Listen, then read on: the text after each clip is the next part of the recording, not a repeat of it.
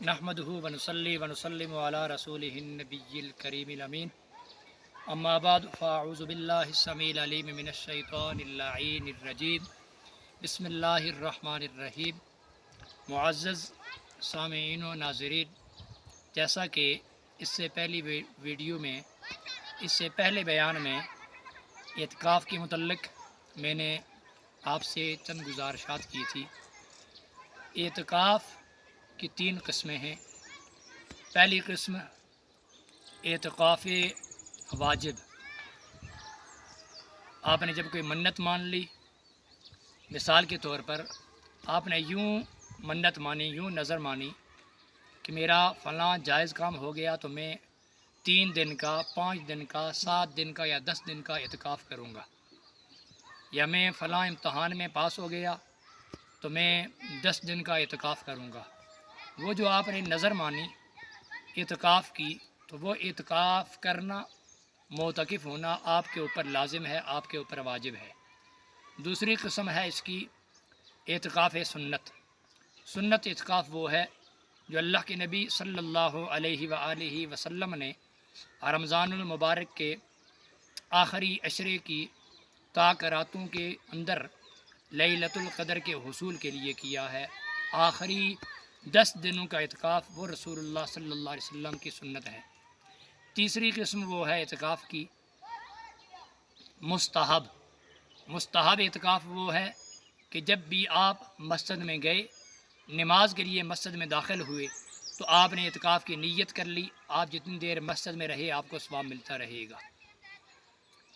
اب رسول اللہ صلی اللہ علیہ وآلہ وسلم اعتکاف کیوں کرتے تھے؟ سوال یہ پیدا ہوتا ہے کہ اللہ کے نبی صلی اللہ علیہ وسلم نے رمضان المبارک کے پہلے عشرے میں بھی اعتکاف کیا، دوسرے عشرے میں بھی اعتکاف کیا، پھر آخری عشرے کا آپ صلی اللہ علیہ وسلم کا ساری حیات مبارکہ میں معمول رہا۔